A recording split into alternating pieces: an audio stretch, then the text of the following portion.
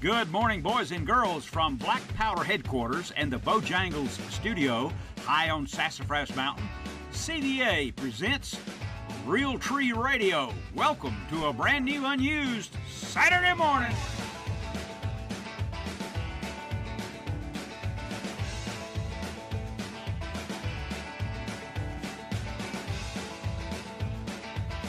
Good morning, boys and girls, from Black Powder headquarters and the Bojangles studio here in Northwest Georgia.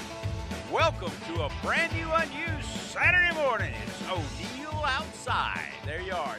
6 minutes after the hour. We're feeling great here. We've got an hour of outdoors and several things to point out to you for us to do. We have the Ronnie Thames Foundation Silent Hero account, the Medal of Honor, and so many other hunting and turkey tips and fishing tips. We hope that you'll join us. The telephone numbers are 404-872-0750, 404-872-0750, or outside the Atlanta calling area, 800-972-8255. You can listen to O'Neill Outside Saturday mornings live, 4 to 6 a.m.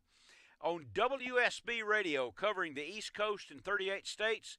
The SB Nation, that's Sports Broadcast Radio Nation, live in Houston and Dallas, Pittsburgh, Philadelphia, St. Louis, Columbus, Little Rock, Sacramento, California, and all across the country. And we hope you'll join us there. Plus, if you'd like to tune in, Woman Williams is monitoring Facebook at O'Neill Outside, where the show is live. So we hope you'll join us this morning.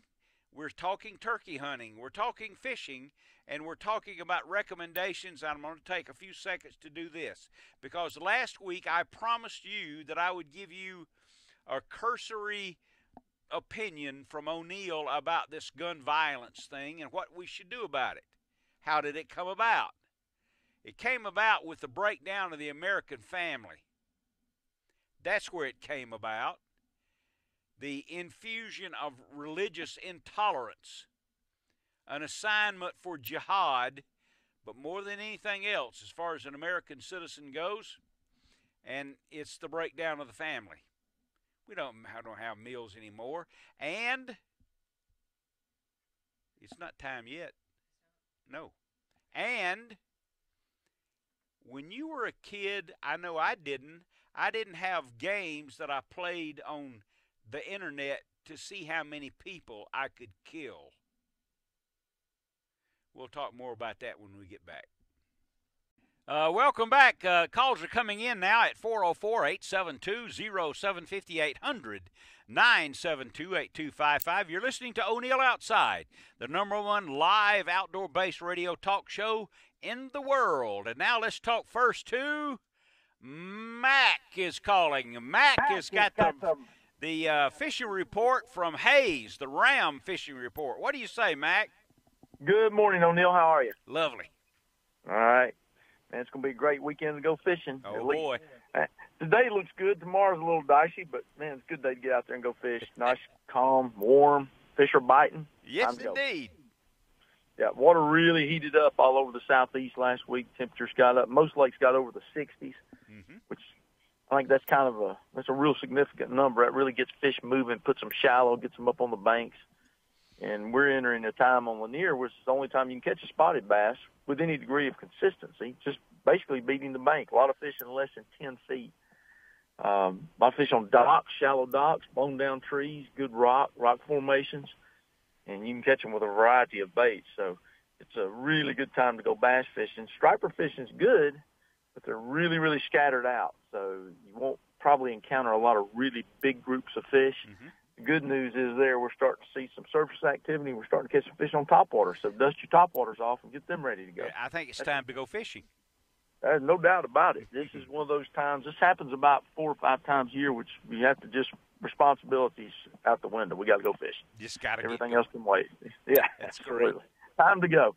So today, fish have gotten the memo. And if they read the textbooks, we've got weather pushing in on us tonight. This should be a day where they really light up. Oh, yeah.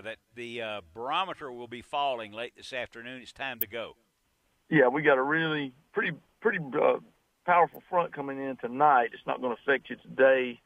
as far as any fishing in any violent weather. But when those fronts approach, that's really good. So, something else too, O'Neill, that's going on pretty good is fishing lights. We haven't talked about that much, but that's really ramping up. If you're willing to miss a little sleep, you can do it after dark or you can do it before sunup. But it's a really cool way to fish because it's so visual. And what we're talking about are submerged lights on docks, usually green lights. And when you pull up to them, you can physically see the fish with your eyes in most cases. And in most cases, you throw a bait out there and he'll eat it. They'll bite it, won't they? They're set. They're there to eat. Yes, and they're very catchable. The drawback with this pattern is after you stick one or two, usually one, the rest of them will leave. But if you will leave that light alone for 45 minutes to an hour and come back to it, the fish will probably be back and they'll probably bite again. There you are. And if you got 4 or 5 lights you can bounce around to. That's just right. Catch what you can off each one, and that's a good pattern. Like I said, you have to miss a little sleep, but it's usually worth it. And with the weather being mild like it is, it's good. It's special for a lot of people. That if you can see the fish that you cast to, that adds a great deal to the excitement. Oh, very much. It's really cool to watch it. And sometimes when we pull up to the lights, we'll just back off and watch a couple minutes. It's fascinating just to see the fish, how they react to the bait. And sometimes we'll see the stripers. They'll be circling a light just like shad will circle a light. Really, it's fascinating to see. That's good. All right, how do people get in touch with you so you can go? They can find us at CaptainMax.com, CaptainMacs.com, or they can call us at 770-271-0851. And don't forget about the Maggie's tournament today. We'll see everybody there. And we got some special Ram gifts for the top 3 finishing teams that are using a Ram tow vehicle. Good. That'll be fun. That's today, right, Mac? That is today at Little Hall Ram. Good deal. Thanks for calling, pal. Yep. Have a great weekend, everybody. We'll talk to you next week. You bet. See you soon, my good friend. There you are. And here's Mark. He's calling from Ackworth, Georgia, and we're talking turkey hunting. Good morning, Mark. Morning. How you doing? Lovely. Good. I just wanted to add on to the caller earlier that was talking about our coyote problem here in Georgia. Yes. We actually called a wildlife biologist down to our club a few weeks before turkey season started, excuse me, just to make sure that we were doing the right things for our deer population, and got on the subject of turkeys, and he had mentioned one of the biggest problems with your young turkeys, especially when the eggs are in the nest, is raccoons and possums devastate the eggs.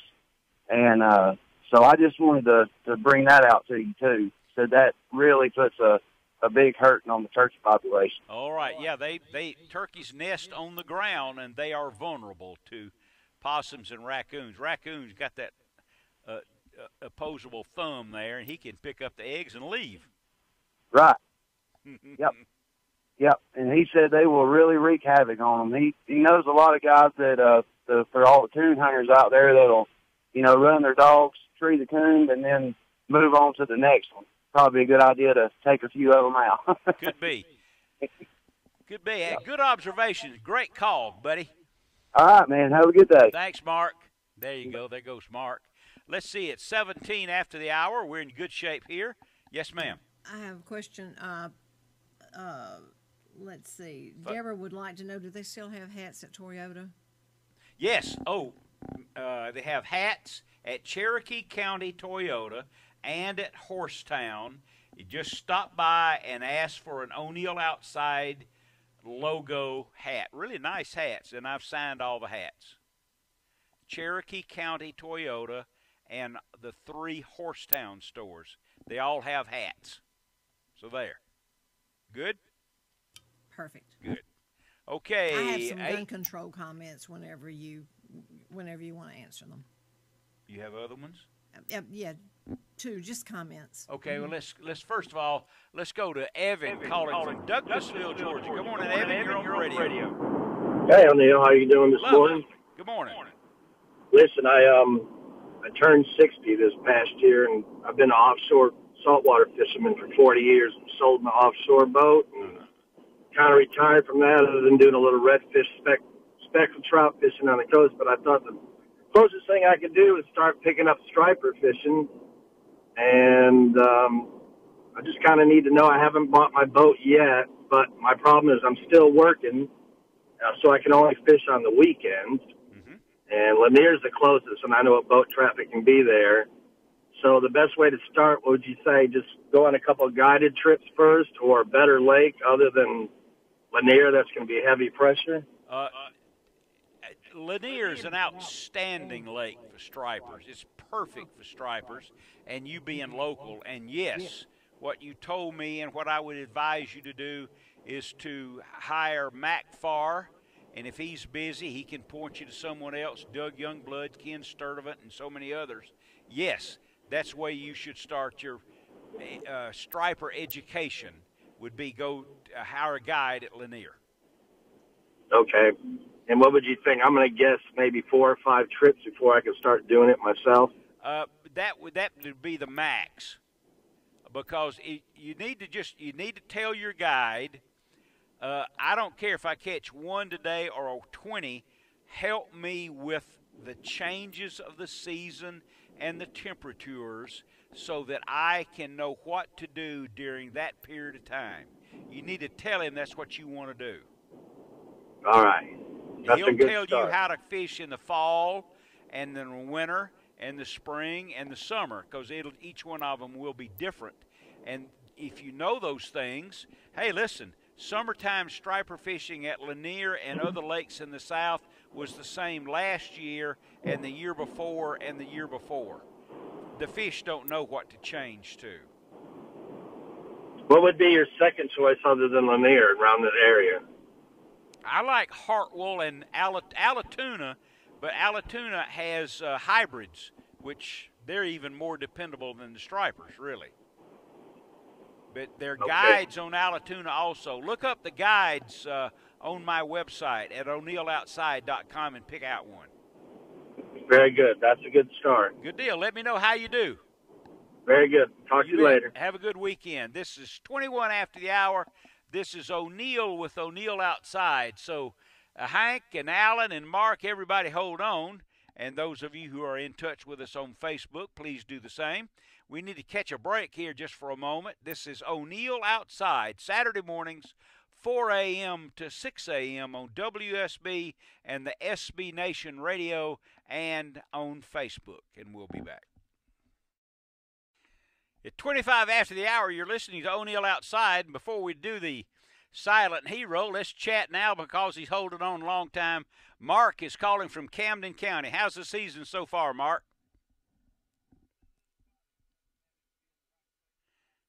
Oh, yeah. Well, you will. That's too bad.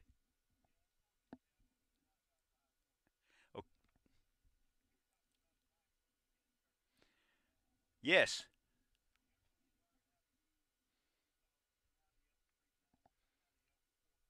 Mm-hmm.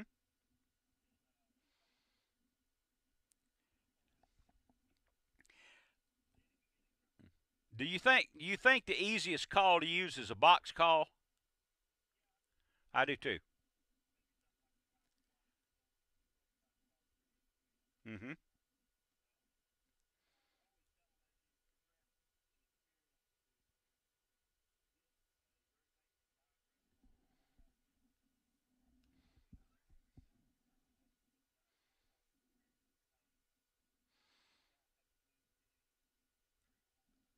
You bet.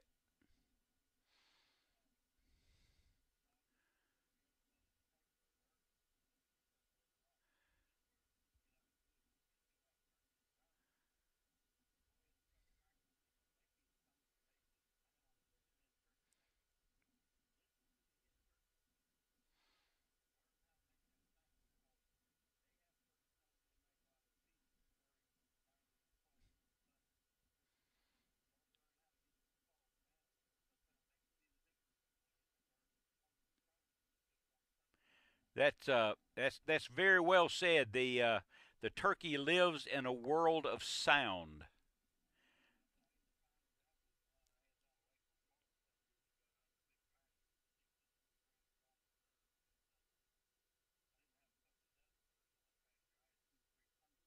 Ooh, boy.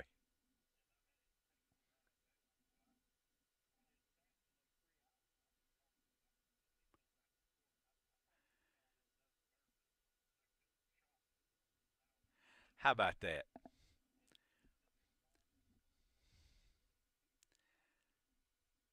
Excellent. Excellent.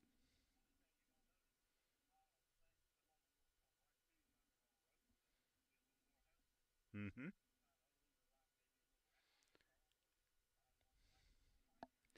It's experience in the woods that makes you a turkey hunter. That's the fine tuning that you get with experience. And over the last 46 years of turkey hunting, I've gotten to where I like to do a style of hunting that's called running and gunning. Mm-hmm. I actually like to get out, and I like to call it a waltz. You know, if a bird doesn't want to come to me and he walks off, I'll figure out how to maneuver around in front of him, maybe get set up again, maybe use another call, sound a little different. Circle around. Right, and don't gauge your success on your turkey on whether or not you kill a bird. If you get out on a pretty morning, you get to waltz with the birds and hear them gobble, you've had a successful morning. If you get blessed enough to take a bird on occasion, then that's good, but that's not how you measure your success on turkey hunting. You betcha. Mark, I agree 100%. Thanks for your call, as always.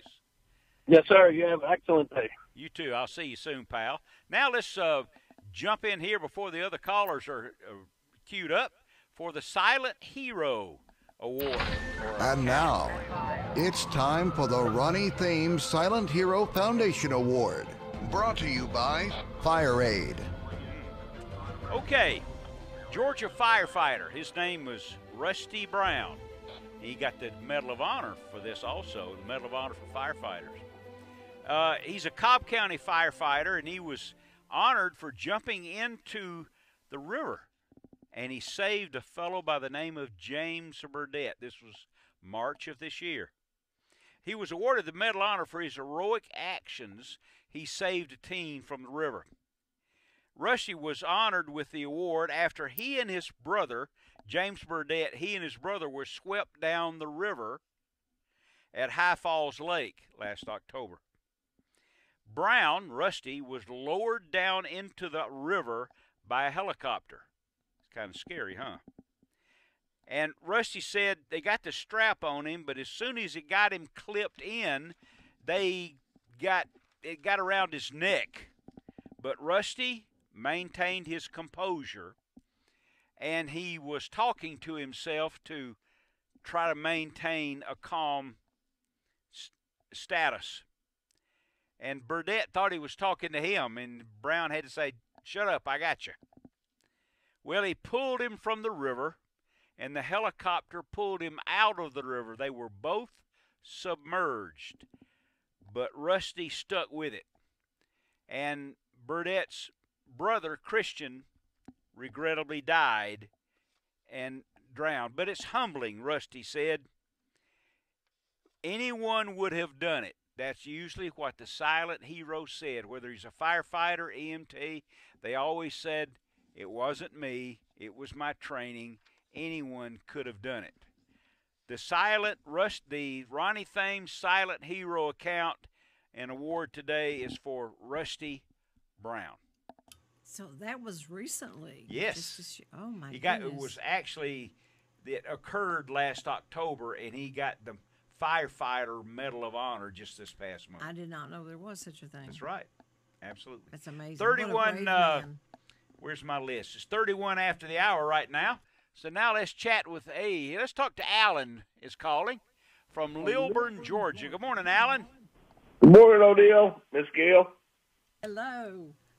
Odell, the reason I'm calling this morning is because I've been waiting all week to hear your comments on this gun control thing. Okay. And what you said right before the break could not have summed it up any better in a short paragraph than what you just said.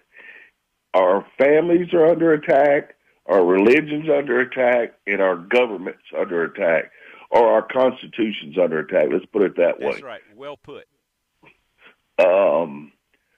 Right now, we spent 8 years of watching a man go around the world apologizing for how great this country really is and how proud we, those of us that probably listen to this show, are so proud of our history, our parents, and the people that we hang out with. Mm-hmm. My heroes when I grew up were people like George Washington, George Patton, Davy Crockett, Sergeant York, people like this, our local firemen and policemen were our heroes. We wanted to grow up being policemen and firemen.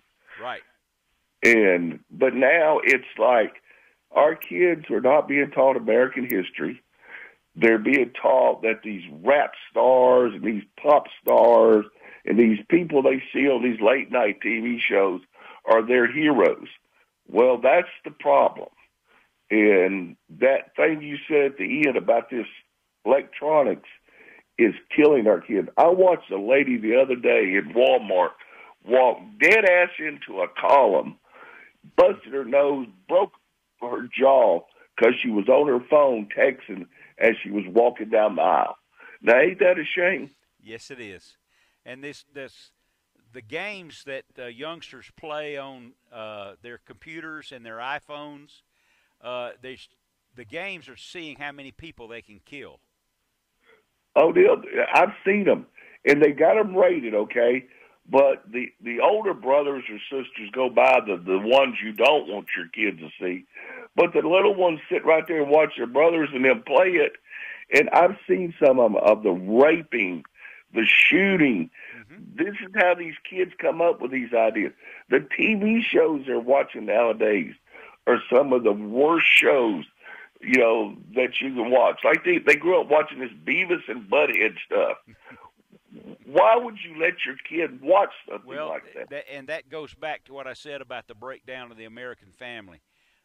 Your parents are not your friends. Your parents should be your parents. They guide you. They keep you out of trouble. I stayed out of trouble when I was 10, 11, 12 years old because I knew I would have to go home to my mother. Well, whatever I did, she probably already knew it. You got that right, and back then you got an ass whooping. You betcha. That's the other problem in this country, that now our these so-called parents want to be these kids' best friends. I watch it every Saturday. I watch 4,000 or 5,000 kids come and go out of this soccer complex. Little bitty kids tell their moms and dads what they're going to do and what they're not going to do. Mm-hmm. Well, back then, if I'd have said that to I was raised by a single dad. My greatest hero is my dad. But I watch it every weekend, O'Neill. Like I say, I take care of the soccer fields right across from Parkview. And I watch them little kids just take their moms and dads and wrap them around their fingers like they're chumps. Mm-hmm. It's so bad that it's gotten this way. And it's very regrettable, and we're seeing the effect of that. Hey, man, I'm really glad you called, Alan. Well, O'Neill, I'm glad that people like you are starting to speak out.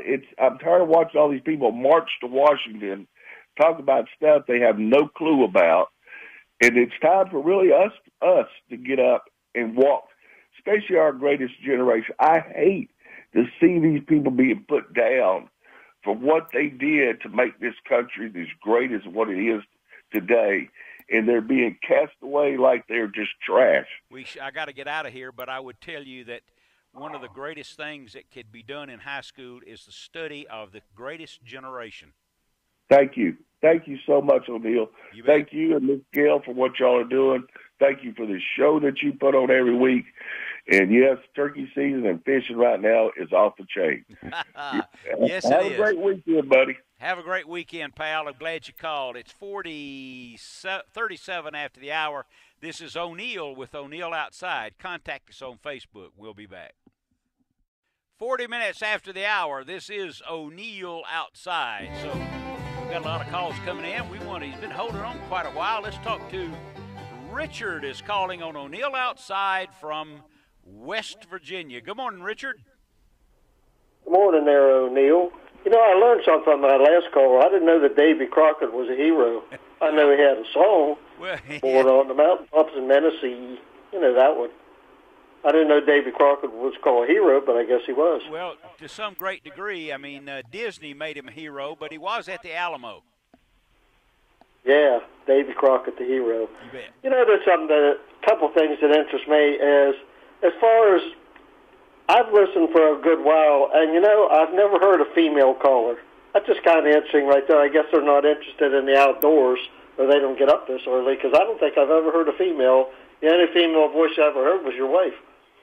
We do have female callers, actually. You just have probably missed them. I mean, we'd love to have more, but we do have quite a few ladies that call, some of them on a regular basis. Yes. Well, I guess I just missed it then. That's right. What I wanted to ask about when it comes to rabies, and this is kind of interesting because I think the person that answers the phone, his wife must be there, because he was telling me that when I was asking about rabies, he says, my wife says that I should know what that is. Oh. It's not just the rabies. I just wonder, when it comes to raccoons, when you hear the old saying, if you see a raccoon during the daytime, that means it's rabid. It has rabies. And I'm just wondering if that's the only animal I've ever heard of that if you see it during the day, it has rabies. So is that the way it is, that if you see a raccoon, is that the only animal that if you see during the day it has rabies? Is that the only one? No, it's not. But even if you do see a raccoon during the day, there could be other reasons also, that being one of them. There could be other critters that chase the raccoon out of his hiding place. A bear could have chased him. So it would be unusual to see a raccoon in daylight. And it could be, but not always, that rabies situation. Yeah, because I saw one, and there's no bear around where I am that I know of.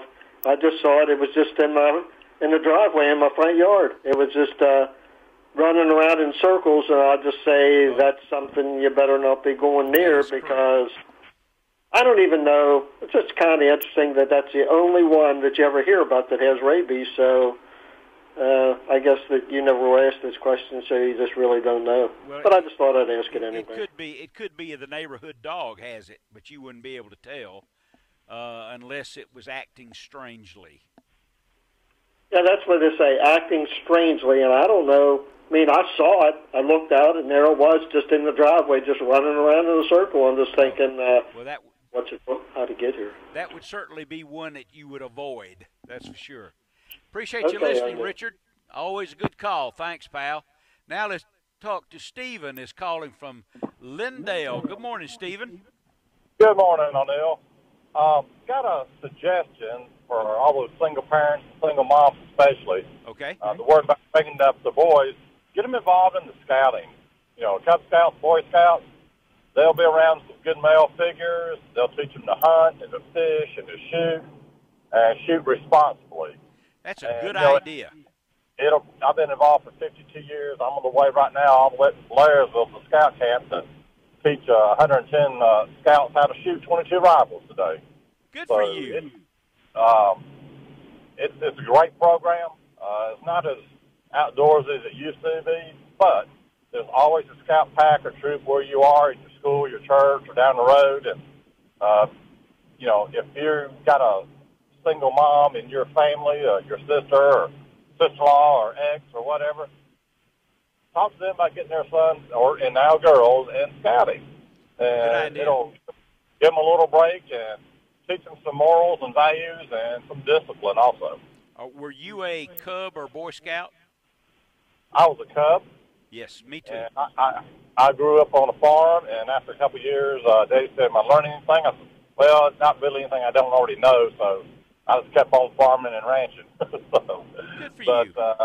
Stayed with the program as an NRA instructor and been doing pistol, rifle, shotgun, and muzzleloader for 52 years now. Good for you. I congratulate you. I'm sure you've gotten as much out of it as you gave to the children. Oh, absolutely. And seeing that scout hit the target, doesn't matter where it is, but hit that target for the first time, they will turn around and smile from ear to ear. You won't believe. That's right. I might make the recommendation and follow your lead here. That's an outstanding position to take for scouting. And the other thing is, if you're not into scouting, just make arrangements to take a kid fishing. Oh, absolutely. Get ahead, and I'll tell a story, as I've so many times before, about people who took me fishing, and it got me started in fishing. And the thing about fishing and and shooting sports like you're talking about, that's one-on-one. That's private. That's you and the child, you and your son, you and your grandson. That is what makes it so valuable. And your recommendation about scouting is an outstanding one.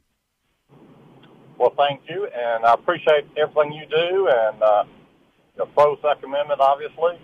Yes. You have a wonderful day, and thank you for letting me put on my suggestions. You bet. Call anytime. I love that. Okay, it's 46 after the hour. You have something over there with Facebook, honey? People agreeing with, I like this one especially. I agree with everything I have heard about gun control and plan to vote for those who support our Second Amendment and teach my grandson the proper use of firearms and respect for all living creatures. Respect what you harvest and never use a firearm except for hunting, target practice, and self-defense in life. It was, without giving a history lesson, when the most famous citizen destructions in history occurred with the first steps of removing guns from the population. Hitler, Mao Zedong, you name it. Australia even, there hadn't been a massacre there yet, but there will be. When you remove the self-protection from the citizens, that's the first step in marginalizing the citizens' rights, is when you take their guns away. Hitler was famous. That's the first thing he did. Well, 48 after the hour. 404-872-0750, 800-972-8255. We have a really good Medal of Honor tribute coming up. We had a great silent hero, the Ronnie Thames Foundation Silent Hero Award, or in this case, it's a description or an account of the silent hero. And it always ends with the silent hero being a firefighter, an EMT, a policeman. They always say, I was just doing my job. I'm not a hero. And that's exactly what makes them a hero. They're not rock stars. They're not professional athletes. They're not movie stars. Those are talented people, but not necessarily heroes. But I add, you should do some research. You'll find out that a lot of famous people, actors, artists, were heroes in service to their country, especially in the last greatest generation. And they were. Yeah, there were a lot of those. Oh, yes, absolutely. And you don't hear about that. Not very often. Yeah. Look up, without going into the account, which I won't do, go to the internet and look up Eddie Albert. He was a television star. And he was a huge hero on the landings in the Philippines. Huge. That's right. He should not have made it. He sacrificed himself and was just plain lucky that he didn't die doing that. Those are wonderful, wonderful accounts. Okay, if Jason is ready, since I mentioned that, let's jump in here with the Medal of Honor tribute.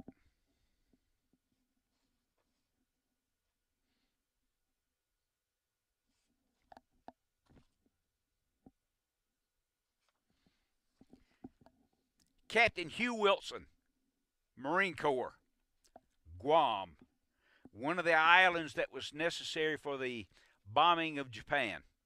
Captain Wilson was ordered to, and he took an attack, machine gun and rifle fire for over 300 yards, and he finally captured that machine gun nest. Promptly assuming command of the disorganized units and motorized equipment in addition to his own company, he organized his night defenses in the face of continuous hostile fire, and he was wounded 3 times during the 5-hour overnight period. He completed his disposition of the men and guns, and he retired from medical attention, which was advisable. It didn't last. Shortly thereafter, the enemy, the Japanese, launched the first of a series of savage counterattacks, which lasted all night.